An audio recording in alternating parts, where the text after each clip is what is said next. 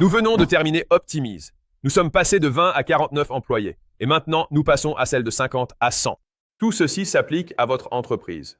Vous passez à l'étape suivante une fois que vous dépassez les 100 employés. Il s'agit de catégoriser. Avec 50 à 99 personnes, vous devenez cadre dirigeant. Nous allons maintenant voir les différents niveaux actuels. Oui, donc à ce stade, ce qui se passe, c'est que vous formez, ou du moins si vous souhaitez former, 3 niveaux de leadership. Concrètement, à la base de votre organisation, vous avez vos contributeurs individuels et ce sont des personnes qui ne gèrent personne. Elles travaillent de façon autonome.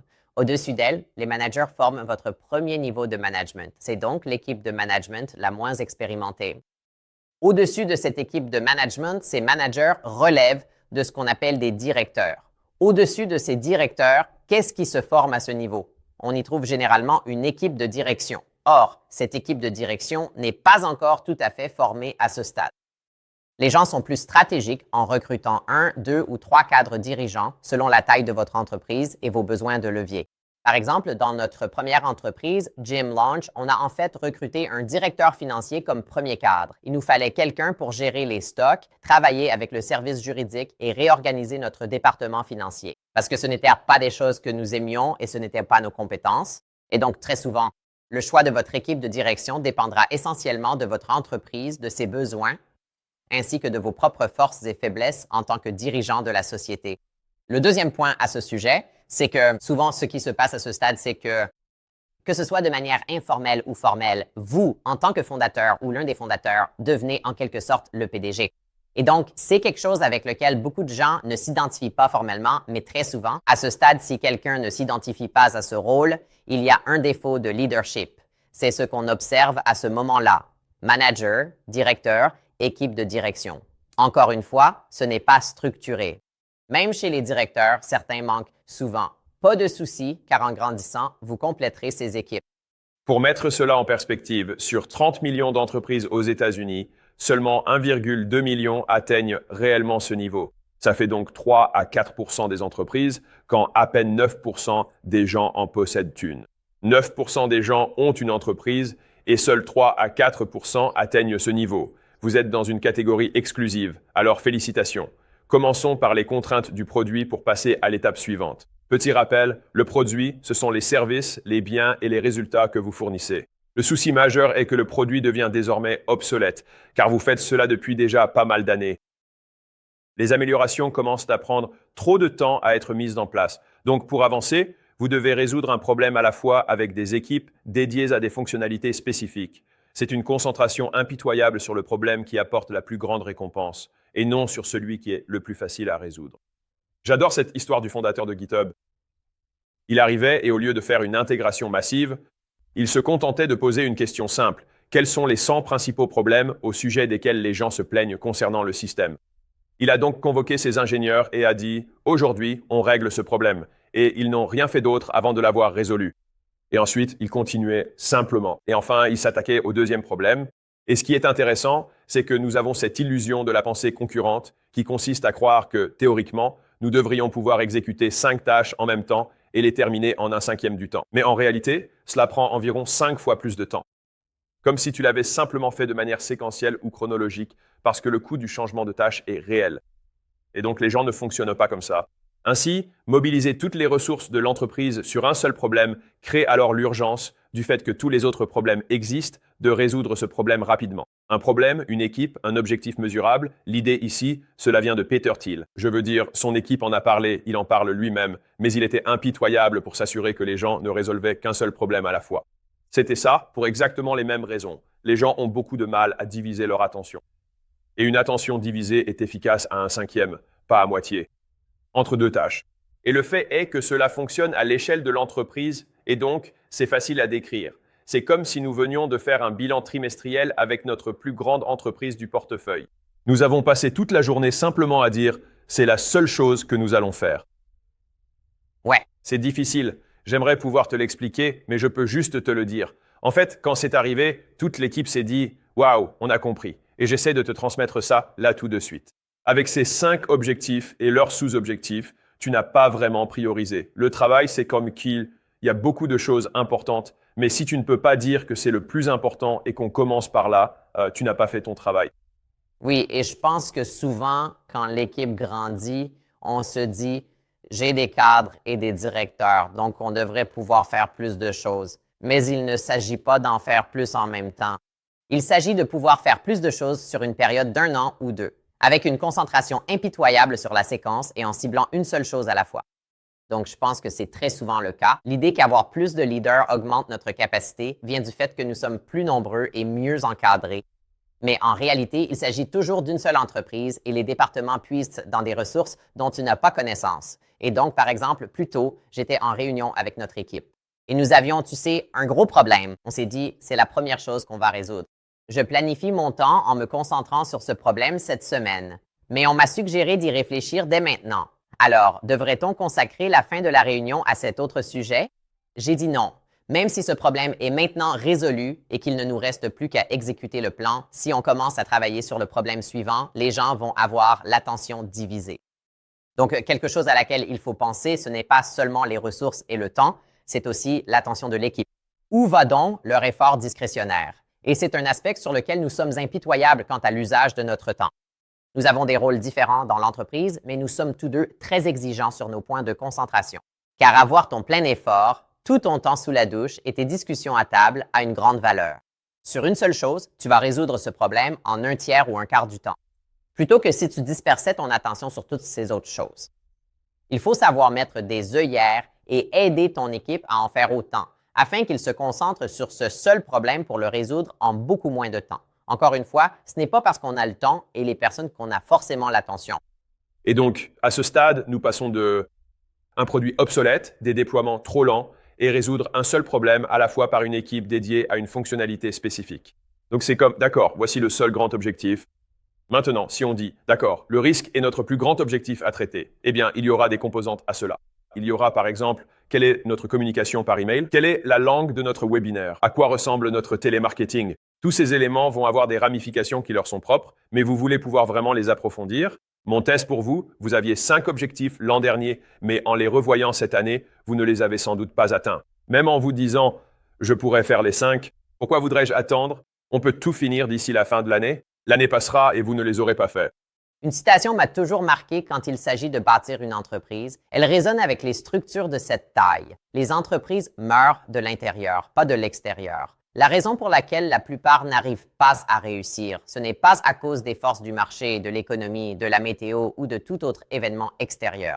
C'est la façon dont elles s'organisent en interne. Et la plupart des entreprises meurent d'indigestion, pas de faim, c'est-à-dire qu'elles essaient d'en faire trop plutôt que pas assez. Et cela commence par le produit. C'est pourquoi la priorité, c'est que vous n'aurez qu'une seule chose sur laquelle vous concentrez.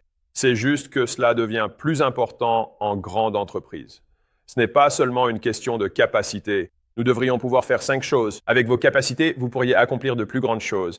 Par exemple, nous avons actuellement une entreprise dans notre portefeuille qui passe d'une activité de service à une entreprise de logiciels. Ainsi, nous ne chercherons pas à faire plus de ventes additionnelles. Nous n'allons pas augmenter les prix.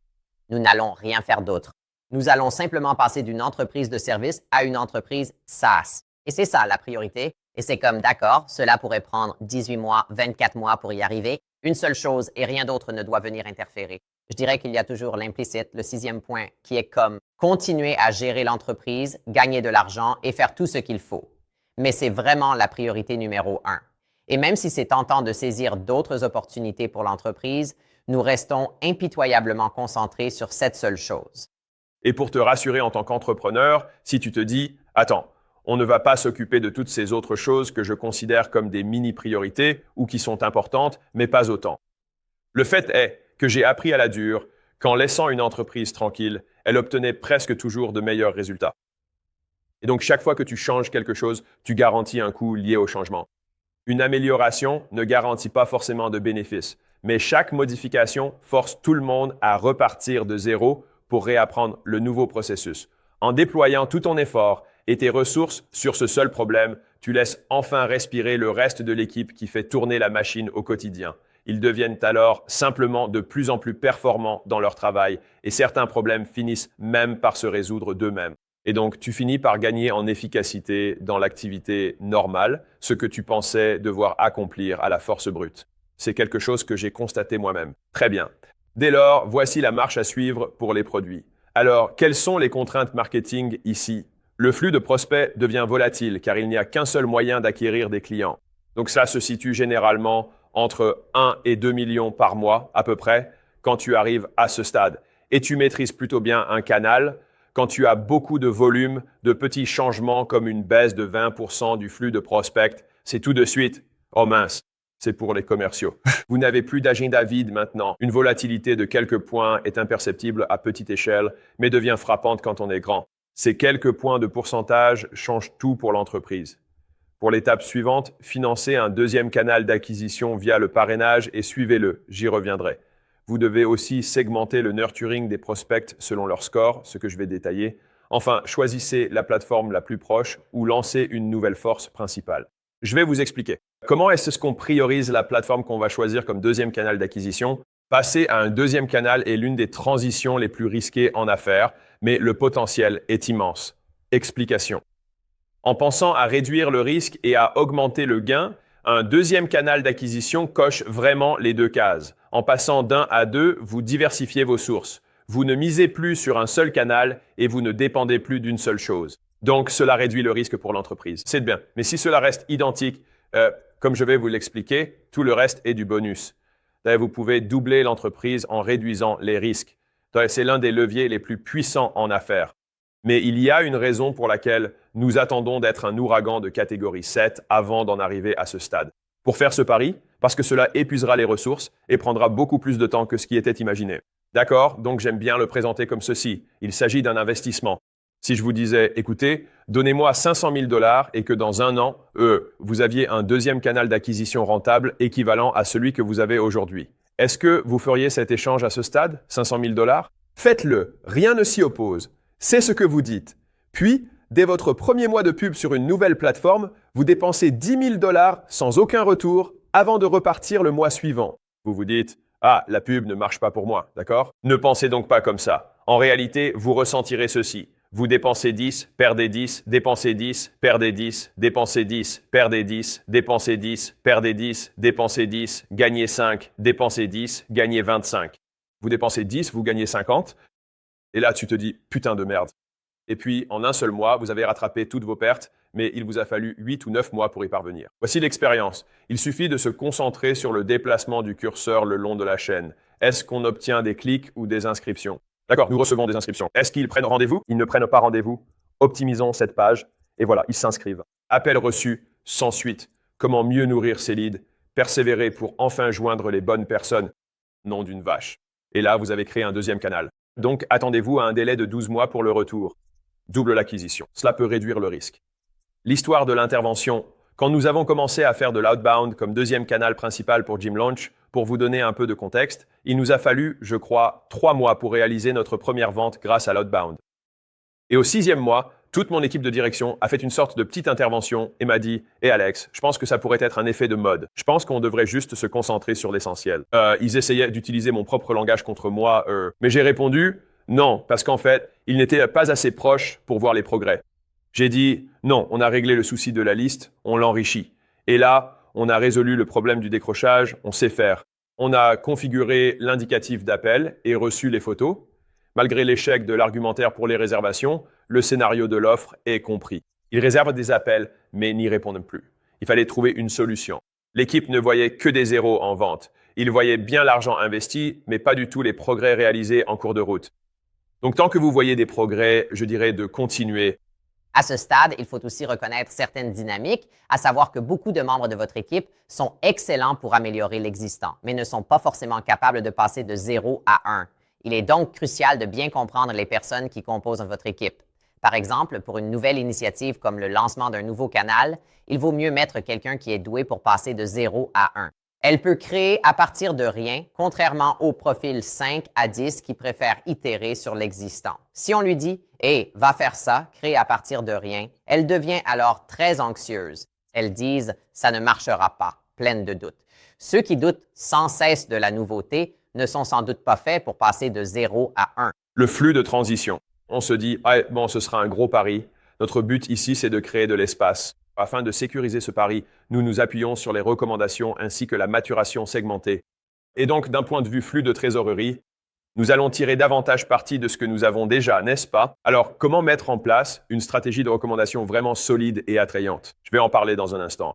Ensuite, avec votre système de notation des prospects que vous devriez déjà avoir à ce stade, et si ce n'est pas le cas, je vous encourage vivement à en créer un selon leur profil et leurs actions. Transmettez-les à vos meilleurs commerciaux. Au lieu de bombarder votre liste 3 fois par semaine, vous pourrez alors identifier vos 6 groupes de prospects. Nous devrions définir quels messages sont envoyés à quels prospects. Très bien. Côté recommandations, voici les 7 stratégies tirées du livre $100 Million Leads. Mais ce sont toutes des stratégies que j'ai mises en place et qui ont fonctionné. Donc ce n'est pas de la théorie. Ce sont les vraies méthodes. En parrainage unilatéral, vous payez votre coût d'acquisition moyen au parrain. C'est étrange car on est très content de payer Zuckerberg ou Google, mais pas nos propres clients. On est vraiment content de leur verser environ $3 000 pour un nouveau client.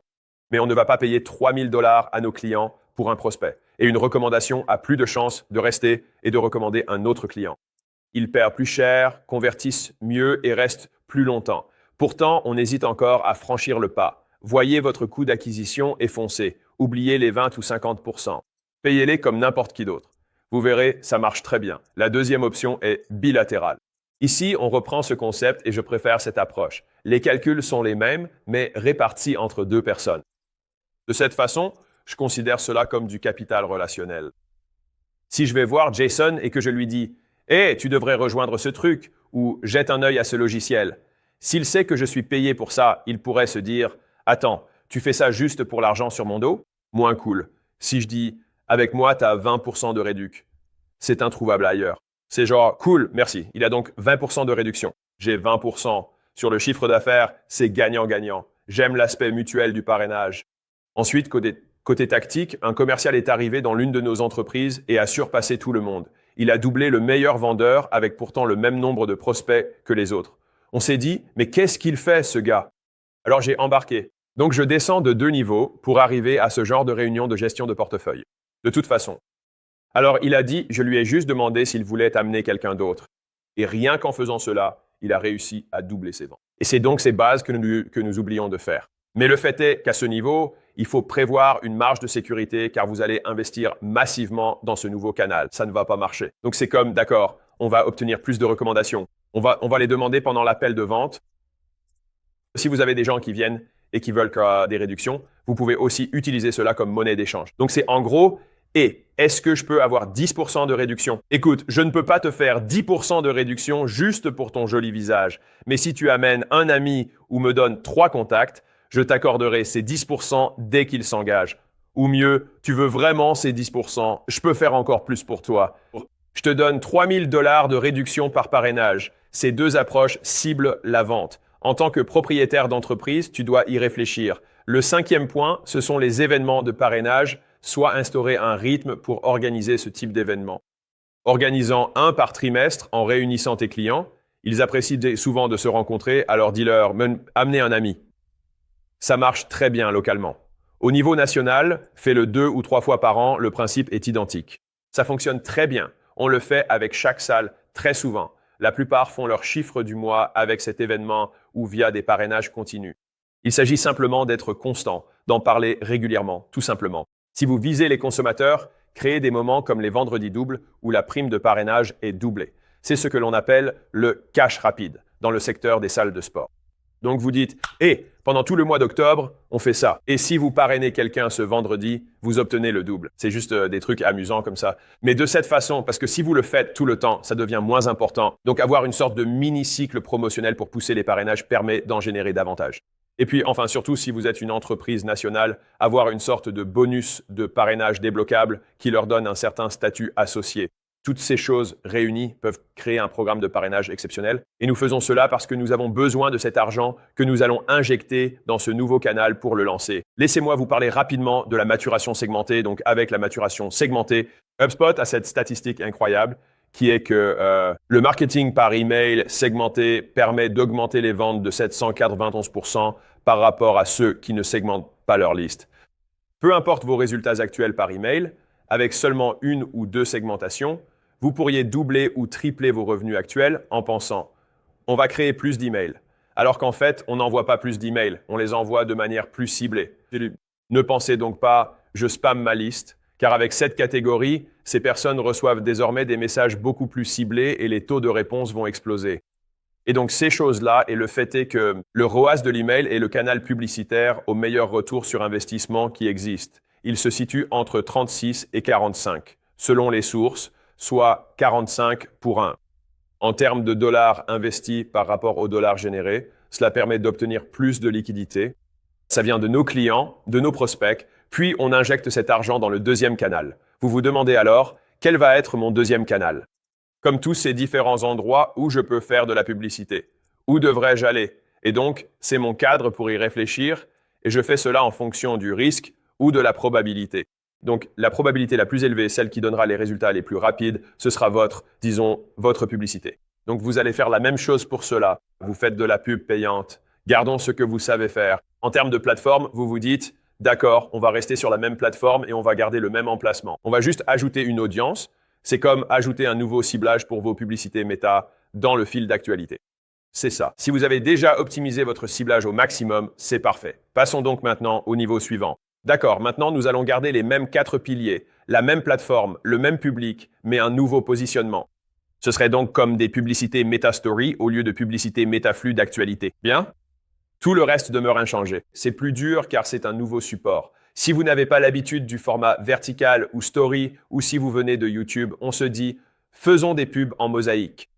Il y a tous ces types de pubs. C'est un plus grand défi technique que de juste trouver un autre public ciblé avec les mêmes contenus.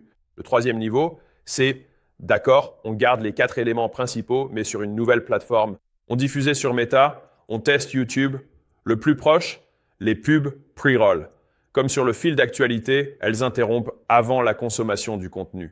Et là, on se dit, d'accord, on va utiliser ça comme notre prochaine plateforme de ciblage. Et enfin, si vous vous dites, on est présent sur toutes les plateformes de publicité payante parce que vous recommencez le cycle. Admettons que vous ayez déjà exploité Meta et que vous débutiez sur YouTube, vous allez appliquer le même processus. Sur YouTube, on va faire des publicités communautaires ou des vidéos sponsorisées. Ce sont simplement différentes options que nous pouvons ajouter, n'est-ce pas? Après avoir tout exploité, on passe à la plateforme suivante, puis à la suivante, et ainsi de suite. Enfin, on passe au nouveau Carrefour. Ce qu'on a fait chez Jim en passant des publicités Meta à l'outbound était le mouvement le plus risqué possible. C'est pourquoi je l'ai fait. Il nous a fallu une année entière avant que cela atteigne vraiment 50% du chiffre d'affaires. Et si j'en parle, c'est parce que j'espère que vous n'aurez pas à faire les mêmes erreurs que moi. Il y avait bien d'autres leviers actionnables qui auraient été plus rentables, moins risqués et plus rapides. Donc, à moins que votre équipe ne veuille vous étrangler pendant 1 an, je vous conseille de suivre ce processus que nous appliquons en ce moment. Une chose que je veux juste ajouter, c'est que très souvent, les gens veulent lancer leur deuxième chaîne. Et la plus grosse erreur que nous voyons à ce stade, c'est qu'ils prennent les mêmes personnes qui gèrent la première chaîne, celles qui fonctionnent et alimentent l'entreprise. Et ils disent « Super, peux-tu aller lancer la deuxième? Surtout, ne divisez pas les ressources. » En fait, on a un dicton pour ça. On ne met pas du neuf sur du neuf. Voilà. Donc, on ne met pas du neuf sur du neuf et on ne met pas la même personne sur 2 initiatives. Concrètement, cela signifie que si vous avez quelqu'un de vraiment compétent qui gère le premier canal avant qu'il ne passe au second, vous devez lui demander de trouver son remplaçant, de s'assurer que cette personne est capable de le gérer avec les mêmes performances, puis de le mettre sur le nouveau canal. La raison pour laquelle nous ne sommes pas partisans de confier un nouveau canal à une nouvelle personne, c'est que si le canal ne fonctionne pas, comment savoir si c'est le canal ou la... C'est difficile à savoir sans expérience préalable avec elle, puisque vous ne connaissez pas ses capacités. Veillez donc à bien choisir les ressources pour ce nouveau canal. Et je dirais qu'en tant que fondateur ou PDG, vous devriez vous impliquer dans le lancement du deuxième canal pour vous assurer qu'il réussisse. Ainsi, si cela échoue, vous saurez quel est le véritable problème. Visez plus loin. Ça ne se fera pas en 30 jours. Pas sûr. Très bien. Arrivé à la catégorie 7, on passe de prospect volatile avec un seul canal d'acquisition au financement de notre deuxième canal. On y ajoute un meilleur parrainage et une maturation des prospects plus segmentés. Ainsi, nous créons plus de marge, on attire plus de clients et on génère plus de flux de trésorerie pour investir. Il faudra 6, peut-être 9 mois pour être rentable et mettre ce canal au niveau de l'existant. Cela nous amène à la vente, soit comment amener les gens à nous donner de l'argent. La contrainte à ce niveau, c'est que des prospects sont gaspillés et que vous ne les travaillez pas de façon régulière. Voyez, vos prospects sont gaspillés. Très triste. Très bien. Donc, pour passer à l'étape suivante, vous améliorez la couverture des horaires, vous créez une checklist de maturation des prospects et vous félicitez ceux qui obtiennent les meilleurs taux de présence. Très bien. J'ai déjà abordé cela dans l'une des parties précédentes. Si c'est la seule vidéo que vous avez regardée, je vais vous expliquer ça rapidement. Titrez votre page de remerciement avec plus d'impact et placez le calendrier au-dessus de la ligne de flottaison boostera la conversion. Optez pour des créneaux de 15 minutes, comme chez Allen, donne l'impression d'un horaire plus précis. Ainsi, 15h15 marche mieux que 15h, ce qui augmente le taux de présence. Ça suggère aussi plus de rendez-vous et de créneaux. On est ouvert jusqu'à 7 jours par semaine. Comme Leïla en a parlé plus tôt, une meilleure organisation du planning fait la différence. L'écart de rendement entre deux entreprises du même secteur dépend littéralement du nombre d'heures et de jours d'ouverture. En réfléchissant à ces changements, on cherche à maximiser notre rendement. Comment pouvons-nous ouvrir 7 jours sur 7 ? Comment proposer le plus d'heures possible? Et ensuite, comment offrir un maximum d'options à quelqu'un? Les gens choisissent la commodité. Quelqu'un m'a demandé lors d'un atelier, mais est-ce que je ne devrais pas essayer de bloquer certains créneaux pour que ça ait l'air qu'on est occupé? J'ai répondu, personne ne s'en soucie. Si le créneau qu'ils veulent, c'est maintenant réservé parce que tu as créé une fausse réservation, quel idiot tu fais? Tout ce que ça montre, c'est que tu as de la capacité. Si j'ai 20 commerciaux, ça veut dire qu'il suffit qu'un seul d'entre eux ait assez de disponibilité toute la journée pour que j'aie de la disponibilité toute la journée. Inciter les preneurs de rendez-vous avec 3% des ventes, c'est juste une chose simple si vous ne les incitez pas déjà. Des rappels automatisés que vous avez probablement à ce stade. C'est pour ça qu'on appelle ça les bases. Et ensuite, on ajoute des rappels manuels par-dessus. Voici un premier conseil de pro. Assurez-vous de bien faire la distinction entre les rappels automatisés et les manuels. On équipe tout le monde d'iPhone pour avoir ces messages bleus afin de bien montrer pour que le client sache que c'est bien un vrai humain. Et quand vous liez preneurs de rendez-vous et closers, peu importe le cycle de vente, il est essentiel d'avoir une introduction à 3. C'est comme un message partagé entre 3 personnes qui se connaissent. Ils se disent « J'ai parlé à Sarah pendant 1 heure, donc d'accord, je vais voir ce John ». Mais Sarah garde une certaine visibilité et la personne sait qu'elle observe un peu. Félicitations quotidiennes. Il s'agit simplement de s'assurer que vous valorisez ce qui compte vraiment. Il est beaucoup plus facile d'obtenir une augmentation de 20% du taux de présence que d'obtenir une augmentation de 20% du taux de clôture. Très bien. Et donc, je vous le dis tout de suite, vous obtiendrez beaucoup plus. Tout cela, c'est de la maturation. Une fois planifié, tout cela sert à accroître le planning global. En mettant ces choses en place, vous pouvez souvent augmenter votre rendement de plus de 20%. La récompense pour la présence, c'est juste un simple t-shirt de salle de sport. Quel parfum préférez-vous? Quelle taille de t-shirt? On aime avoir le choix, l'un ou l'autre. Ou donner de l'argent directement, par exemple, offrez une carte cadeau adaptée à ce client. En fait, cette idée nous vient d'une salle de kickboxing. Et ils avaient des taux de présence vraiment incroyables. Je veux dire, je crois que c'était quelque chose comme plus de 70 $.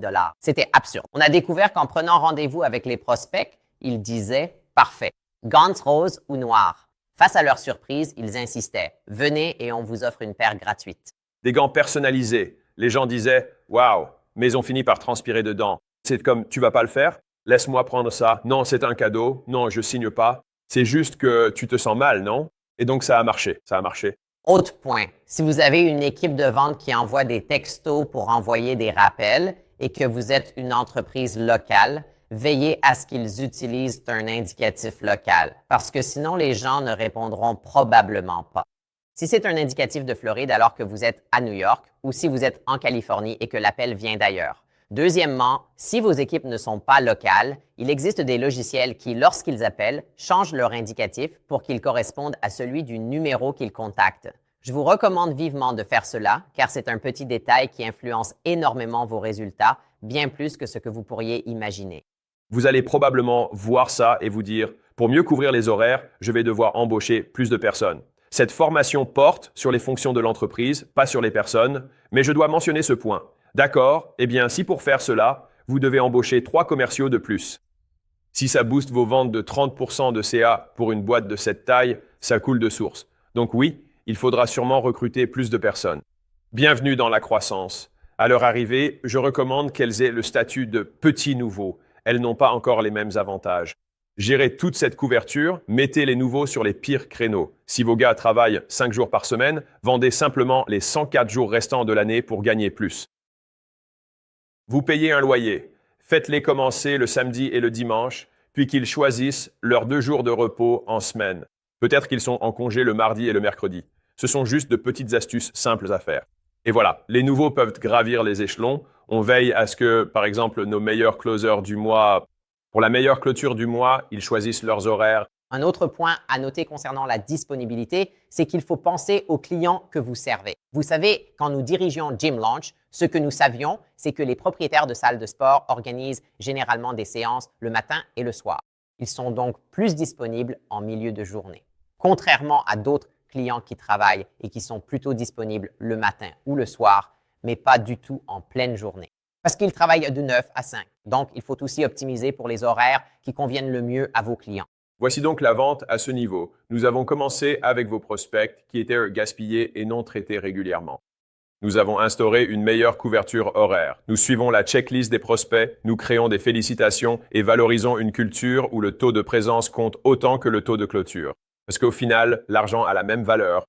Donc, cela étant dit, passons au service client ZIT. Très bien. Le service client incite à recommander, fidéliser, noter et racheter. C'est notre sujet du jour. Parce qu'à ce niveau, votre service client n'est que réactif. D'accord?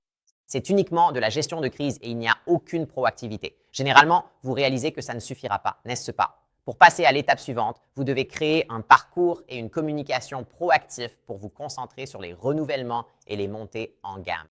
Voilà à quoi cela ressemble. Quand vous regardez ce que vous voulez intégrer dans votre parcours client. D'accord, nous en parlons tout au long du processus. Ce sont vraiment les 4 R du service client et du parcours client. Alors, quand on pense à fidéliser, que veut-on faire pour fidéliser? Nous voulons nous assurer que les clients restent engagés et satisfaits en offrant des expériences exceptionnelles et une valeur continue. D'accord, donc c'est ça. L'une des premières choses à optimiser dans le parcours client est comment livrer constamment une expérience exceptionnelle et une valeur continue. Je détaillerai cela concrètement après avoir tout passé en revue. Le deuxième point, c'est ce que nous voulons évaluer.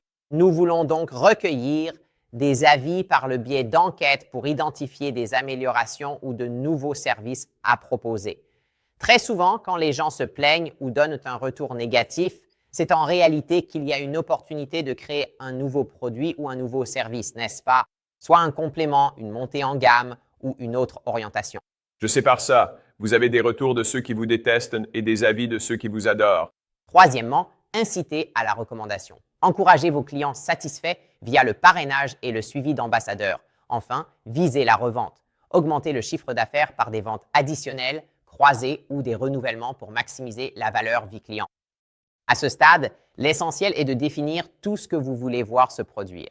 Assurez-vous ensuite que ces éléments sont bien clairs et que vous savez exactement comment ils se déroulent. D'accord? Voilà, exactement. Donc, un parcours client. Ce que je recommande, c'est d'avoir une ligne pour chacun des R. D'accord? Et donc, très souvent, ce que nous avons et ce dont j'ai parlé dans des vidéos précédentes, c'est vous avez une ligne qui décrit ce qui se passe pour le client et une autre qui décrit ce qui va se passer pour l'employé. Alors, que va faire l'employé? Que va faire le client? Mais ce que vous voulez aussi, c'est segmenter ces éléments. Parce qu'à ce stade, chacun de ces aspects est suffisamment important et, je dirais, suffisamment consistant pour que vous souhaitiez avoir une ligne pour chacun d'eux. Donc, c'est presque comme si je vais avoir à ce moment précis ce que fait mon client, à ce stade, que fait mon employé. Et quelles actions menons-nous pour fidéliser, obtenir des avis et inciter à la recommandation? Quelles actions menons-nous pour fidéliser nos clients? À préciser clairement dans le parcours client. En voici la raison. Si vous voulez passer d'une approche réactive à une approche proactive, il vous faut un processus. Le parcours client est littéralement un processus. Une fois défini, vous pouvez vous demander comment former vos équipes à agir à ces moments précis. C'est alors que vous intégrez ce parcours dans votre CRM, un sujet que nous aborderons plus en détail dans l'une des prochaines diapositives. D'abord, définissons où toutes les étapes pour fidéliser, obtenir des avis, susciter des recommandations et revendre. Vous verrez que très souvent, on manque beaucoup d'opportunités. Toujours occupé à gérer les urgences, vous n'êtes pas passé à une approche proactive. Mais votre équipe ne saura pas comment l'être sans exemple concret du chemin à suivre. Et quoi faire? À quel moment précis? Une fois que tout cela est clairement défini, vous pouvez créer des déclencheurs dans votre CRM pour vous assurer de couvrir tous ces aspects. Pour créer ces déclencheurs, il existe 3 approches programmables. Est-ce basé sur le temps? Après un délai, on demande un avis ou ensuite on propose un autre achat. Est-ce basé sur un comportement? Est-ce quelque chose qu'ils font? Par exemple, une fois qu'ils ont fait cela, alors nous continuons, ils valident cette étape, puis nous demandons l'avis. Est-ce que ça se passe comme ça? Est-ce quelque chose qu'ils font? Est-ce que c'est ce qui arrive? Ou est-ce le temps qui s'écoule entre-temps? Ce sont trois variables différentes à prendre en compte pour construire le parcours client et y ajouter de la consistance. Et ce que vous remarquerez, c'est que tout cela est en fait dans l'ordre. Donc, pour amener les gens à recommander, pour les amener à racheter, il faut d'abord s'assurer de les fidéliser et de recueillir leur retour. Donc, la seule chose que je veux vraiment souligner, c'est que si vous regardez cela et que vous vous dites, en fait, je n'ai rien de tout cela en place. Concentrez-vous d'abord sur ces deux premiers points. Vous voulez rendre le processus de recommandation et de revente aussi simple que possible. Il ne s'agit pas de forcer les gens à passer à l'étape de revente. Cela devrait plutôt être des clients qui frappent à votre porte pour acheter votre prochain produit. Vous avez si bien travaillé les deux premiers points que les suivants deviennent la suite logique. C'est donc sur cela que vous devez vous concentrer à ce stade, définir ces éléments pour votre équipe. Ensuite, ce que cela permet, sans entrer dans les détails ici, mais je vais y faire allusion. Une fois que vous comprenez toutes les mesures proactives à mettre en place, vous pouvez aussi réfléchir à qui vous devez recruter pour cette division qui se concentrera sur l'aspect proactif plutôt que réactif. Et vous pouvez probablement diviser l'équipe en deux groupes, un service client réactif et un service client proactif. À ce stade, avec le service client, nous sommes tous dans la réaction et nous éteignons des incendies. Créons donc ce parcours client via les 4 R pour prendre de l'avance, fidéliser nos clients et les satisfaire. J'ai eu une entreprise qui est venue me voir. À ce stade où chaque système de l'entreprise était débordé et où l'entreprise était désorganisée, ils avaient stagné. Alors, ce que nous avons fait, c'est trois choses principales. Premièrement, nous avons pris tout leur ensemble désordonné de produits différents qu'ils vendaient et nous avons examiné quel pourcentage de clients achetaient quelle gamme de produits. Ensuite, nous avons simplifié cela en une offre A et une offre B. Cette offre simplifiée a généré trois gains d'efficacité. Premièrement, c'était plus rapide d'intégrer de nouveaux commerciaux, car ils n'apprenaient plus toute la gamme. Deuxièmement, les clients étaient moins submergés. Il était plus facile de décider puisqu'ils comprenaient mieux l'offre. Et enfin, l'équipe chargée de la livraison n'avait plus tous ces éléments différents à apprendre et à maîtriser. Il était donc plus facile d'intégrer, de recruter, d'embaucher, de former et de gérer l'équipe back-end. Tout cela a donc entraîné une hausse de la marge en augmentant le chiffre d'affaires, ce qui n'arrive pas toujours. Ainsi, cette entreprise a pu recevoir une offre de la part d'un fonds d'investissement dans les 18 mois qui ont suivi la mise en ordre de tout cela. C'était une offre valant plusieurs dizaines de millions de dollars pour le fondateur. Je ne dis pas du tout que c'est une expérience typique ou ce à quoi vous devez vous attendre, mais si vous n'avez pas encore votre propre feuille de route pour la croissance, cliquez sur le bouton ci-dessous pour la récupérer. Très bien. Tout est personnalisé pour vous. J'ai ajouté du contenu pour développer votre activité ou pour vous aider si vous suivez déjà votre feuille de route de croissance. Et si cette vidéo vous a été utile, alors j'aimerais vous inviter à participer à l'un de nos ateliers de croissance ici à Vegas, où acquisition.com est basé. Ce que nous faisons, c'est que mon équipe va réellement travailler avec vous. Ce sont mes experts en portefeuille, pas des recrues au hasard, mais bien mon équipe. Ils veulent apprendre à connaître votre entreprise, car c'est ainsi que nous trouvons nos prochains investissements. Donc, si cela vous intéresse, vous pouvez cliquer quelque part par ici. Cliquez sur le lien autour de cette vidéo et postulez à nos ateliers. Si vous êtes éligible, nous vous aiderons à passer à l'échelle supérieure. À partir de là, nous allons passer à l'informatique. C'est la façon dont vous collectez, stockez, analysez et affichez l'information. Ici, tout est désorganisé. C'est le bazar partout. Et souvent, on arrive à ce stade et on se dit, qu'est-ce qui se passe? Où est tout? Où est-ce que tout se trouve? Qu'est-ce qu'on fait? Où sont nos données? Et il se peut que vous ayez des systèmes en place. Par exemple, la moitié de votre équipe ne sait même pas qu'ils existent. Et souvent, on me dit, tu connaissais ce truc? Et moi, je réponds, quel truc? C'est ce qui arrive souvent à ce niveau. Donc, ce que vous voulez faire, ça va sembler ennuyeux. Ça va vraiment sembler très ennuyeux maintenant. Mais il faut regarder du côté des technologies réseau, amener des solutions dans le cloud, obtenir un hébergeur de données et centraliser le matériel. Laissez-moi vous expliquer ce que cela signifie pour que vous compreniez. D'accord? Je vais faire de mon mieux. Je ne suis pas un technicien, un geek, mais je comprends suffisamment bien tout ça pour pouvoir vous l'expliquer. Un nerd. Oui, d'accord. D'accord. Donc, AWS, c'est un outil qui, à l'heure actuelle, correspond probablement à ce genre de solution que vous devriez envisager parce que cela vous permet de stocker vos données au même endroit, ce qui ajoute une couche supplémentaire de sécurité et de sauvegarde.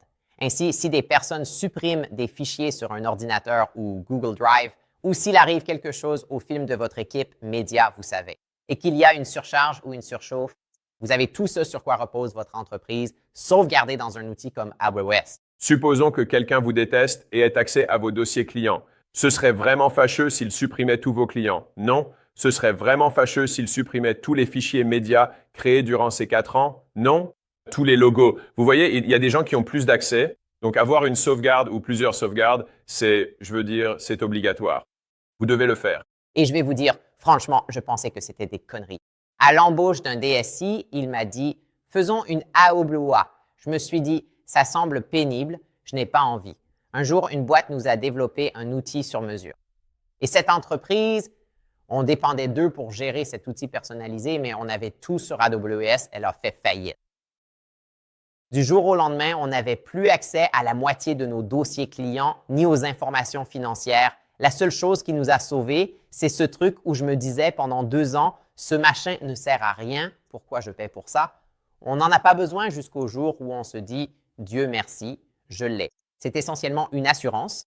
Oui. C'est une véritable assurance pour s'assurer que vous allez pouvoir centraliser et localiser tout votre matériel à un seul et même endroit. Si vous utilisez Mac, Apple peut stocker vos ordinateurs et les suivre pour vous. En général, c'est aussi très bien si vous pouvez les confier à une seule personne dans l'entreprise, comme les RH, un administrateur ou vous-même. Cela dépend simplement de la personne avec qui vous êtes à l'aise. Mais veillez à ce que tout le nouveau parc informatique, mobile et autres équipements soient centralisés chez une seule personne. À distance ou au bureau, gardez-les en un seul endroit. Parfait. Donc à ce stade, tout était éparpillé et désorganisé. Vous mettez en place une solution réseau pour tout centraliser et vous voulez avoir tout votre matériel sur site ou chez quelqu'un si vous êtes en télétravail. Je vais juste ajouter ceci. Il est important d'avoir un certain processus d'organisation pour la façon dont les départements nomment les choses. Ça peut sembler vraiment bête, mais comment est-ce qu'on stocke les choses?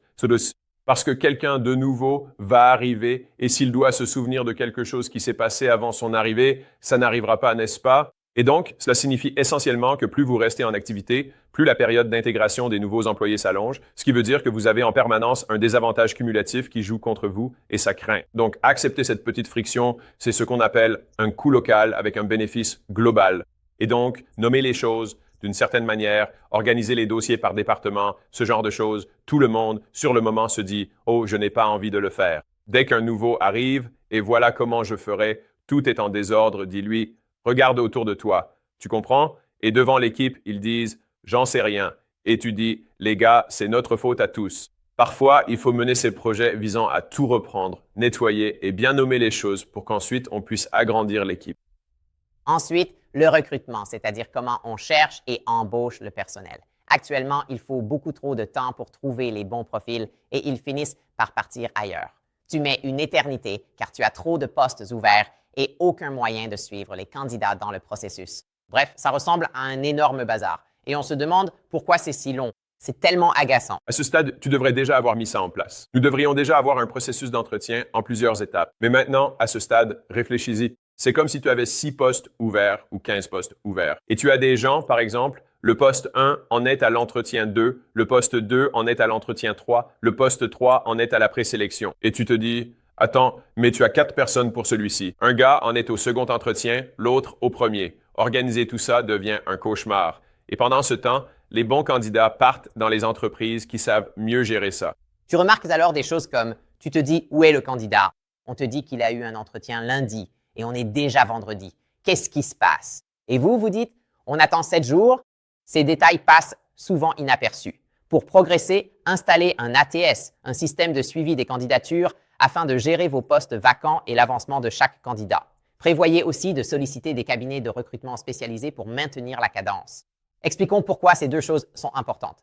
Alex a expliqué pourquoi un ATS est important, car très souvent, et nous l'avons testé, on peut configurer un CRM pour qu'il serve aussi d'ATS, mais ce n'est jamais aussi efficace qu'un véritable ATS. Prêt à l'emploi. L'ATS parfait existe? CRM parfait existe? Non. Aucun de ces systèmes n'est parfait. Pas de solution parfaite en affaires. Gardez cela en tête pour tout, même pour vos recrues. Mais en même temps, on peut au moins faire mieux que ce que l'on fait actuellement. Et ce qu'un système de suivi des candidatures va être, c'est un peu comme un pipeline de vente pour votre équipe commerciale. Comme pour le pipeline évoqué plus tôt, un système de suivi des candidatures est un pipeline pour les talents. Tout comme votre entonnoir de prospects, vous avez maintenant votre entonnoir de talents. Il faut donc le formaliser en utilisant un logiciel qui facilite les choses. Ensuite, à cette taille d'entreprise, certains postes deviennent difficiles à pourvoir. votre équipe peine à trouver des candidats, que vous ayez un recruteur interne ou que vous passiez par un cabinet généraliste. Avec 50 à 99 personnes, on passe de profils généralistes à beaucoup plus de spécialistes. Eh bien, pour trouver des spécialistes, n'est-ce pas? Ces rôles très spécifiques sont plus difficiles à trouver car ils possèdent des compétences précises, bien loin des profils généralistes recrutés jusqu'ici. Souvent, ce que font les gens à ce moment-là, c'est de se dire « je vais embaucher plus de recruteurs pour m'aider ». Mais en réalité, non. Il existe des cabinets spécialisés qui ne trouvent que des contrôleurs financiers pour le secteur de la santé. Il existe des recruteurs spécialisés qui ne trouvent que des représentants commerciaux vendant des produits entre 5 000 et 10 000 $. Les cabinets spécialisés dénichent des postes très spécifiques et il est inutile d'ajouter des recruteurs à votre équipe pour quelque chose qui va probablement se résoudre d'ici 2 ans. Alors, parlons de la façon de choisir un ATS, d'accord? Car pour beaucoup, c'est comme un CRM. Si vous vous trompez là-dessus, ça ruinera votre entreprise. Et donc moi… Et nous l'avons fait. Nous l'avons fait. Ne vous trompez pas. Je me suis déjà cogné la tête contre le mur trop de fois. D'accord. La première chose à voir, et je parle en tant que fondateur, pas comme quelqu'un qui adore les RH. Ceux qui aiment le recrutement, oublient ça. C'est le point le plus important. L'expérience utilisateur doit être facile. Si c'est difficile pour les autres collaborateurs ou réservé aux recruteurs et technophiles, personne ne l'utilisera. C'est donc inutile. C'est comme un CRM. S'il a l'air trop complexe, on se demande comment mon jeune commercial va utiliser ça. Il ne le fera pas. Il utilisera autre chose ou pas du tout. Idem pour un ATS. Vous voulez en trouver un qui rende les choses simples, n'est-ce pas? Et qui simplifie le flux de travail pour les recruteurs, les candidats et les intervieweurs. En gros, dans un ATS, les intervieweurs, les responsables du recrutement et les recruteurs vont tous l'utiliser. Et parfois, même les candidats l'utilisent. Donc, si on revient à ce qu'on disait il y a quelques étapes, Indeed, par exemple, a un ATS intégré. Si vous utilisez Indeed en ce moment, vous utilisez déjà un ATS. C'est intégré à la plateforme. Mais là, pour des postes spécialisés sur LinkedIn ou en recrutement direct, celui d'Indeed ne suffit plus car il se limite aux candidats d'Indeed. Avec des cabinets spécialisés, ils ne les déposent pas. Saisissez-les quelque part pour ne pas les perdre. Le deuxième point, c'est que vous voulez vous assurer qu'il s'intègre vraiment bien avec tout le reste de vos outils. J'essaye donc toujours de trouver un ATS qui va s'intégrer à mon système de paie, à mon SIRH et à tout autre CRM que j'utilise. Plus il pourra s'intégrer avec les outils et systèmes que vous utilisez déjà, mieux ce sera pour vous. Le troisième point, c'est l'automatisation. Trouvez-en un capable d'analyser les CV. Plusieurs incluent désormais des fonctions d'IA qui analysent les CV pour vous, vous évitant de le faire manuellement. Ils gèrent aussi la planification des entretiens, peuvent également proposer des créneaux aux candidats et offrent une correspondance des candidats par IA. C'est vraiment génial. Vous gagnerez ainsi un temps précieux en filtrant tous les candidats pour vous indiquer les 5 les plus adaptés à vos besoins. C'est ce que nous pensons. Donc, si vous pouvez en trouver un qui intègre l'automatisation et l'IA comme ça, faites-le, vraiment. Parce qu'à ce stade, avoir plus de processus est aussi un avantage. Vu la taille de votre équipe actuelle et future, cela prévient les erreurs humaines. À ce stade, vos recruteurs passent trop de temps sur les CV vu vos nombreux postes ouverts. Et ce n'est pas la chose la plus précieuse qu'ils puissent faire. Si vous pouvez automatiser, c'est mieux. Quatrièmement, place aux analyses et rapports. Il vous faut donc un système fournissant des données exploitables sur vos indicateurs et performances de recrutement, notamment pour le suivi du volume de CV. Combien de CV retenez-vous pour la présélection? Combien réussissent cette étape, passent le premier entretien et sont finalement retenus? Comme pour un pipeline de vente, vous devez affiner chaque étape de votre recrutement. Vous voulez savoir, par exemple, sommes-nous mauvais en entretien? Est-ce que personne ne réussit parce que mon équipe n'est pas douée pour cela? Ou bien on laisse passer des gens qui sont éliminés à l'entretien final, faute d'évaluation réelle. Le recruteur s'étonne alors, cette personne n'est pas capable d'occuper ce poste. Il faut donc travailler ce pipeline comme un pipeline de vente jusqu'à établir un système efficace. C'est dur. Enfin, pensez au support évolutif. Visez une solution qui suit votre croissance et qui offre un excellent support client et une bonne formation parce que ça vous évitera encore une fois d'embaucher quelqu'un pour gérer ça. Une plateforme n'augmente pas votre chiffre d'affaires. C'est pourquoi je préfère toujours obtenir le maximum de support possible. Enfin, choisissez un système, surtout pour l'humain, capable de s'adapter à votre croissance. Choisir des outils RH ou de recrutement sans penser aux effectifs des 18, 24 ou 36 prochains mois vous obligera à changer de solution très vite. Donc, il vaut mieux en choisir un qui puisse évoluer en même temps que vous. Parfois, je vois des gens choisir un outil adapté aux petites entreprises ou aux structures de moins de 100 personnes. En 1 an, ils l'ont déjà dépassé. Ça rate. Je leur dis, c'est juste que l'outil ne vous convient pas. Donc, choisissez-en un qui soit assez évolutif. Deuxièmement, il faut choisir des recruteurs spécialisés. C'est un domaine où je suis devenu vraiment compétent. Et je pense que ça a été. Si j'ai pu faire grandir mes équipes aussi rapidement, c'est parce que j'ai tissé des liens avec de nombreux recruteurs. Dès qu'un poste s'ouvre, je sais que Jimmy peut s'en occuper ou alors que Ryan sera vraiment doué pour celui-là. Donc, j'ai un panel de recruteurs parmi lesquels je peux choisir. Nous avons nos propres recruteurs en interne, mais c'est un atout pour nos besoins spécifiques d'avoir un partenaire fiable proposant d'excellents candidats. Donc, la première chose à faire est d'identifier les besoins de recrutement les plus fréquents. Quel poste recrutez-vous en continu? D'accord. Pour vous, ça pourrait être je recrute toujours des commerciaux, je recrute toujours des SDR. Ou alors, ça pourrait être autre chose. Que ce soit pour recruter pour le service client ou alors des coachs, vous devez identifier vos besoins de recrutement principaux et voir s'il est pertinent d'utiliser un cabinet spécialisé pour ces postes. Maintenant, pourquoi est-ce que je pose cette question? Parce qu'il y a une chose à prendre en compte. Si le poste pour lequel vous recrutez est extrêmement spécifique à votre entreprise, c'est-à-dire qu'il ne s'agit pas d'un poste demandé par d'autres entreprises. Prenons un exemple. Si vous êtes coach en fitness et nutrition et cherchez des experts en régime keto, aucun recruteur ne pourra les trouver pour vous.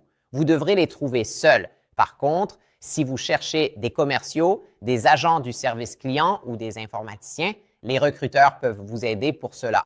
Mais quand c'est spécifique à l'entreprise et non au poste, c'est là qu'il faut se dire qu'il faut le gérer en interne et trouver la solution nous-mêmes. La deuxième chose à faire, c'est de lancer la recherche de recruteurs. Donc, avant de travailler avec un recruteur, il faut d'abord en trouver un. Et si vous n'êtes pas doué pour trouver des gens, trouver des recruteurs sera difficile. La première chose à faire est donc de demander autour de vous, honnêtement, des recommandations de recruteurs sur votre marché cible. La meilleure façon reste de demander à vos amis quel recruteur utilisez-vous? Avez-vous déjà fait appel à des cabinets, des contacts ou experts en événementiel, service client ou vente à recommander? Votre réseau est le meilleur point de départ. Le deuxième choix pour commencer, c'est LinkedIn. C'est l'endroit idéal pour trouver des recruteurs. Je vous jure, si je publie ou cherche des recruteurs sur LinkedIn, même sans avoir d'abonnés, ils vous trouveront. Parce que, surtout, la plupart du temps, réfléchissez à ça, d'accord? Quand une entreprise ne se développe pas, le premier poste à être supprimé, c'est celui de recruteur. Et donc, il y a énormément de recruteurs indépendants parce qu'ils détestent le fait d'être licenciés tout le temps. Du coup, ils finissent par travailler à leur compte et deviennent simplement des mercenaires alloués. Donc, vous pouvez publier ou chercher des recruteurs sur LinkedIn. C'est le meilleur endroit pour les trouver. Le troisième point est d'examiner leur parcours et leurs résultats. Quel est donc leur taux de réussite en matière de placement? C'est-à-dire quand ils placent des gens. Reçoivent une demande pour un poste, quel est leur taux de réussite pour pourvoir ce poste? C'est très important de demander cela. C'est le seul indicateur. À défaut d'autre chose, demandez leur taux de placement, car vous cherchez un taux élevé. Les meilleurs sont à 100. Ils disent n'en avoir aucun, car ils refusent les missions qu'ils ne peuvent pas remplir. Les meilleurs sont donc à 100%. C'est tout à fait possible, car ils savent quel poste ils peuvent pourvoir. La deuxième façon est aussi de demander des évaluations et des témoignages clients. Souvent, avant d'engager un recruteur, je demande à parler à quelqu'un qui a déjà travaillé avec lui pour savoir comment étaient les personnes qu'il a recrutées pour vous. Ça se passe comment avec elles? Votre expérience avec eux? Je cherche plus que des gens qui trouvent le bon candidat, mais des personnes qui communiquent tout au long du processus. Le recrutement, ce n'est pas juste. Je donne mes besoins et ils me les rapportent. C'est un échange constant. Assurez-vous d'être en phase sur ce que vous cherchez chez un candidat, comme avec une équipe interne. Enfin, interrogez-les sur le processus et les attentes. L'idée est que vous voulez des gens réactifs. D'accord, les meilleurs candidats disparaissent en 9 jours à peine. Il faut donc s'assurer que votre recruteur est rapide. Je choisis souvent mes recruteurs selon leur réactivité. S'ils sont lents avec moi, ils le seront avec les candidats. Pourquoi les choisir? Car les meilleurs talents s'en iront.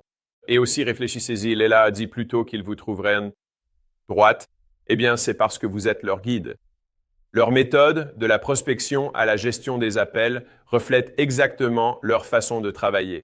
Quelqu'un d'autre qui est un prospect pour vous vendre cette personne plus tard. Comment ils vont gérer ces appels est un test simple et efficace. Ce qu'ils font avec vous révèle leur comportement futur. 100%. Et la dernière chose que vous pouvez faire, c'est d'essayer avant d'acheter, ce dont je suis vraiment fan. Faites un essai avec eux.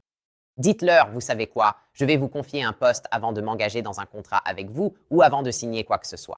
Dites-leur de vous trouver ce poste, un petit poste, rien de crucial. C'est vital pour la survie de la boîte. Ça servira de test. Et ça, c'est le recrutement. Au départ, recruter les bons profils prenait trop de temps. Elles partaient donc ailleurs et vous aviez trop de postes ouverts sans suivi possible. On installe un ATS et des recruteurs spécialisés pour accélérer le recrutement. Côté RH, l'objectif est de limiter les risques de poursuite des employés ou des régulateurs. Super. Ici, le problème est qu'il y a trop de sources d'informations sur les employés sans données centralisées. Vous voyez le genre pour vos employés? C'est comme 50 à 99 personnes. Vous avez une grande équipe sans le savoir. Comment allez-vous tous? Comment se portent tous les autres? D'où vient cette personne? A-t-on déjà embauché quelqu'un? Est-elle intégrée? Quand commence-t-elle? Vous demandez sans cesse à votre équipe, c'est quoi ce bordel? L'anniversaire de John? Son augmentation? Qu'est-ce qui se passe? N'est-ce pas? Pour passer à la suite, nous voulons mettre en place un SIRH, un système d'information des ressources humaines. C'est comme un CRM pour votre équipe. De même que l'ATS et le pipeline, on a aussi le CRM qui gère le long terme, n'est-ce pas? Et ça, c'est un SIRH. Je veux juste souligner cela en termes de thématique, d'accord? Donc, on a parlé du fait qu'on a mis en place un ATS.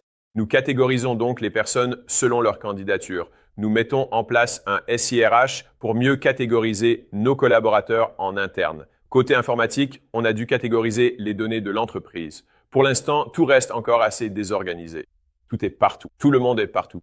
Donc tout cela consiste essentiellement à mettre en place des systèmes qui nous permettent de catégoriser tout ce qui se passe déjà dans l'entreprise. Donc, pour rester efficace, nous devons faciliter les choses pour les gens. Alors, qu'est-ce qu'un CRH? Qu'est-ce qu'il contient en fait? Donc, il va stocker des éléments comme les dossiers de vos employés. C'est la base. Cela inclut poste, salaire, avantages, évaluation, ainsi que la gestion de la paie et du social. La plupart du temps, le SIRH va s'intégrer à vos avantages ou est livré avec sa propre plateforme, combinant les deux, ce qui est l'idéal. Et c'est ce que je recommande. Alors, automatiser la paie, les impôts et les avantages sociaux, le tout centralisé. Vous avez la gestion du temps et des présences. Donc, pour les personnes payées à l'heure et pour celles qui veulent prendre des congés payés ou qui ont des jours de maladie, tout cela est intégré dans le système. Il va souvent s'intégrer à un ATS. Il disposera de ses propres outils de recrutement et d'intégration et il gérera tout le processus d'embauche une fois qu'un candidat est trouvé. J'adore la gestion de la performance. C'est pourquoi j'utilise un SIRH pour suivre les objectifs, les évaluations et les indicateurs clés de performance. Le reste compte aussi et quelqu'un doit s'en occuper, un directeur financier ou un contrôleur de gestion. La dernière partie est celle à laquelle vous devez prêter attention en tant que PDG ou fondateur, le SIRH. Déployez des outils pour surveiller et visualiser la performance de chaque département. Vous pouvez évaluer la performance dans le SIRH. Le personnel les remplira. Suivez le statut des réponses, les évaluations individuelles et lancez vos enquêtes d'engagement ou de performance des employés. Vous pouvez faire en sorte que tout le monde suive ces KPI au même endroit. Donc, quand il s'agit de choisir un CRH, je mets toujours l'accent sur cet aspect. Parce que si vous réfléchissez à ce qui va rapporter plus d'argent à l'entreprise, à ce qui va stimuler la croissance, c'est de connaître la performance des membres de l'équipe. Parce qu'à ce moment-là, je me souviens de ce que ça faisait quand je n'en avais pas. Je fais juste des suppositions et je me fie à ce que disent les autres. Je n'ai rien pour étayer ce qu'ils avancent, ni pour mesurer si les choses s'améliorent. Par exemple, si une équipe sous-performe, je ne peux pas mesurer son amélioration. C'est donc fantastique car cela offre une vision globale. Souvent, cela donne un tableau de bord de la performance de votre équipe. Vous avez un tableau de bord sur les jours de maladie ce mois-ci. Quelle est la performance et l'engagement de nos employés? Combien de recrues et quelle est la masse salariale totale ce mois-ci? Toutes les informations sur votre équipe sont réunies au même endroit et cela change la vie. Alors, comment en choisir un? Je vais faire court. Réfléchissez bien à vos besoins professionnels. Après avoir évoqué ce que je considère être les besoins de votre entreprise, souvent les plus complexes à ce stade, il vous faut définir des exigences spécifiques selon votre rythme de croissance et votre type d'activité. Êtes-vous en présentiel ou à distance? Cela va être un peu différent selon votre situation, car pour les entreprises à distance, cela va être un peu différent. Vos équipes étant réparties par domicile hors présentiel. Elles sont toutes à un seul endroit centralisé. L'étape suivante consiste à examiner vos options. Vous cherchez donc des solutions SIRH selon leur réputation, leur fonctionnalité, les avis clients et leur potentiel de croissance. Comme pour un ATS, choisissez un système évolutif. Ne soyez pas le plus gros client d'un fournisseur car vous dépasserez vite cet outil. C'est l'erreur que j'ai commise par le passé. Je suis arrivé en pensant qu'il m'offrirait un support personnalisé en tant que gros client. Mais l'outil est fait pour les petites entreprises. Quand mon entreprise grandit, ça me pénalise car ça ne suit plus. Alors, assurez-vous de pouvoir évoluer avec cet outil. Assurez-vous qu'il s'intègre avec les outils que vous utilisez actuellement. Encore une fois, votre paie, votre comptabilité, votre ATS, puis impliquer les parties prenantes clés. C'est là que tout le monde se plante. C'est qu'ils choisissent des plateformes dans leur coin sans impliquer les autres. Dans l'ombre, on choisit des plateformes sans impliquer personne. Le fait est que la plupart des plateformes fonctionnent. La raison pour laquelle ils ne les utilisent pas, c'est que vous n'intégrez pas les parties prenantes dans la décision pour obtenir leur retour dès le début afin de prendre la bonne décision. Car au final, pour ce genre de plateforme, vous l'adoptez pour que l'équipe l'utilise aussi et vous n'aurez pas de données pertinentes sans les bons retours de l'équipe.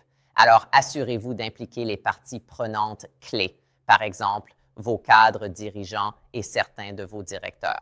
Faites-leur tester, proposez-leur une démo. Sans décider de façon collégiale, si 85% jugent l'outil mauvais, il sera alors difficile pour eux de l'utiliser. Mais si seulement 30% le rejettent, cela signifie probablement que c'est une bonne plateforme. Et enfin, vous devez tester le système, d'accord? Souvent, les gens choisissent un système et espèrent que ça fonctionnera après l'abonnement. Vous pouvez faire des essais, obtenez des versions d'essai pour ces outils. Alors faites-le avant de vous engager et de signer pour 1 an. Ce genre de solution coûte 50 000 à 100 000 $ par an, voire plus. C'est un engagement important pour l'entreprise. Cela va soit faciliter votre croissance, soit la rendre réellement difficile. Je vais juste ajouter quelque chose ici. Le directeur financier, et si vous n'en avez pas, vous pouvez tout à fait négocier avec ces entreprises. C'est comme si vous deveniez maintenant une entreprise de taille importante. En fait, vous devenez un client entreprise. Pour l'instant, vous êtes plutôt dans le bas de cette catégorie, donc il est tout à fait normal de ne pas accepter leur première proposition. Vous pouvez vraiment négocier l'application des tarifs, le moment où ils commencent, les hausses progressives ou les pourcentages fixes.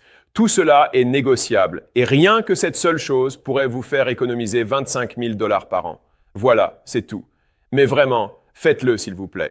On voit donc qu'un thème récurrent pour les RH aujourd'hui, c'est de fournir les bons outils aux gens pour opérationnaliser la culture.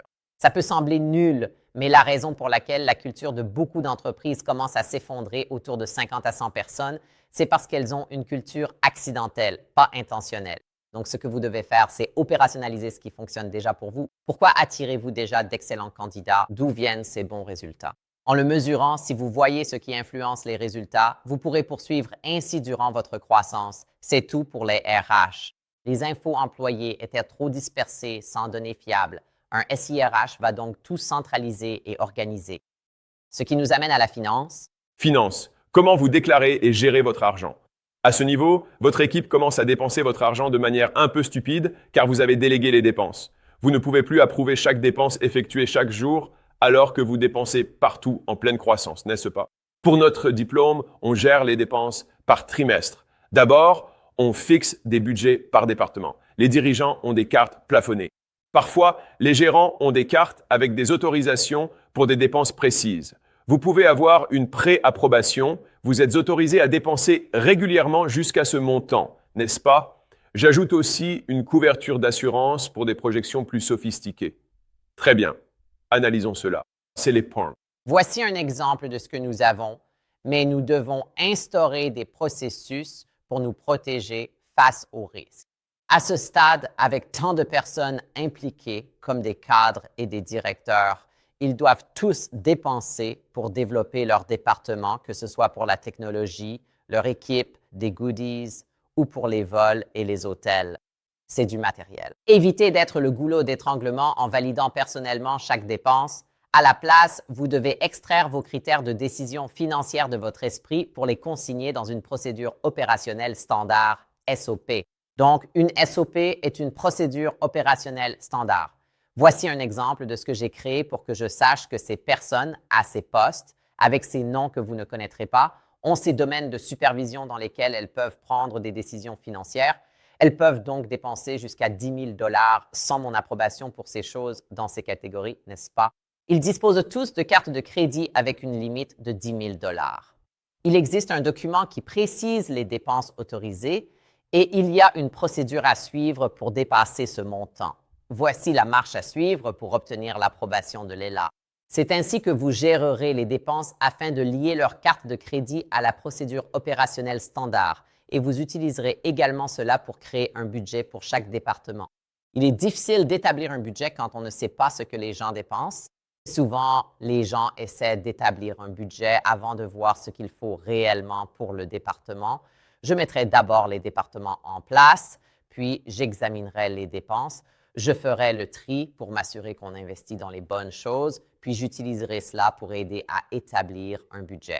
Faire cela, d'ailleurs, c'est juste. C'est un projet qui prend quelques jours. Ce n'est pas un énorme travail, mais vous allez presque toujours vous faire économiser beaucoup d'argent parce que vous découvrirez en arrivant combien de choses sont dépensées encore et encore. Certains problèmes récurrents restent insolubles. Gérez vos dépenses qui augmentent sans cesse et restez concentrés, car les opportunités foisonnent comme des mauvaises herbes.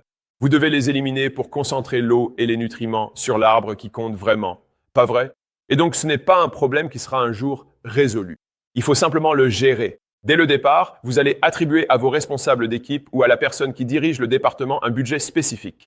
Et parce qu'à long terme, nous verrons où cela mène, tous les responsables de ces départements, à un ou deux niveaux, vont en fait gérer leur propre mini-entreprise. C'est comme s'ils avaient leur propre compte de résultats, et qu'on n'en est pas encore là, mais on s'en approche. D'accord? Voilà pour ça.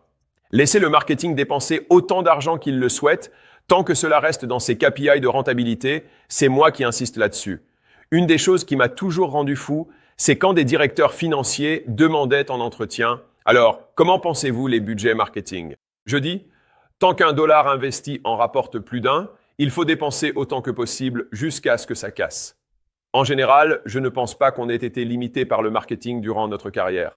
Nous avons toujours dû le réguler selon d'autres exigences contraignantes de l'entreprise. De plus, les plafonds de cartes limitent vos risques professionnels. Donc, vous leur donnez le budget et je préfère avoir un budget fixe. Ce n'est pas pareil parce que sinon, vous devriez dire « Cette personne demande plus, je dois appeler la société et augmenter le budget. » C'est juste un peu pénible. Ouais. Il doit donc y avoir un certain niveau de confiance mutuelle. Ouais, tu peux. En fait, tu devrais vraiment envisager un bon programme de carte de crédit car cela permet de définir individuellement combien chaque personne de ton équipe est autorisée à dépenser. Pour des départements comme le marketing, tu peux fixer des millions par mois selon ton compte de résultats, alors que pour d'autres, tu peux limiter à 15 000 $. Ne te contente pas du programme de ta banque, car ils sont souvent nuls, et opte plutôt pour un programme de carte de crédit personnalisé. Privilégie la flexibilité.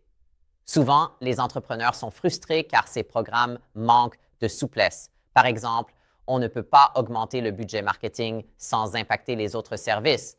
Ou alors, il faut trop d'approbation manuelle pour modifier les plafonds ou transférer des fonds entre cartes. Si on regarde le côté des dépenses, en analysant où va ton argent, tu peux choisir des cartes offrant des points ou des récompenses ciblées. Pour les voyages et les déplacements, tu obtiendras souvent des points doublés ou triplés. Ça semble peu, mais sur des millions de dollars, 3%, ça finit par compter énormément. Parfois, c'est un poste à temps plein. Je privilégie une décision rentable pour toujours et je classe ça là-dedans. Ce n'est pas énorme, mais on fait l'effort une fois et ensuite on touche des dividendes en continu grâce à ça. Passons maintenant aux projections sophistiquées. Pour obtenir des projections sophistiquées, il faut vraiment passer à l'étape supérieure. Devenir plus professionnel et engager quelqu'un à temps plein devient alors nécessaire à ce stade. On ne parle pas trop des personnes ici, mais c'est généralement ce qui se passe à ce moment-là. Oui, les projections incluent la croissance et nos dépenses d'exploitation sur l'année. On doit savoir, par exemple, le budget par service. Certains dépensent trop, mais beaucoup ne dépensent pas assez. Ils n'investissent pas dans leur service parce qu'il n'y a pas de budget. À ce stade, je considère qu'avoir un budget, c'est-à-dire un plan opérationnel, est le meilleur moyen de donner de l'autonomie à votre équipe pour qu'elle puisse investir. Même si l'on dit parfois que certains dépensent trop, en réalité, beaucoup ne dépensent pas assez car ils ont peur de l'argent. Les meilleurs membres de l'équipe ont d'ailleurs tendance à appartenir à cette catégorie. Certains dépensent trop en se disant que c'est gratuit car c'est l'argent de la boîte. Mais non, c'est mon argent. T'inviter au resto, c'est la même chose. Ne te comporte pas comme ça.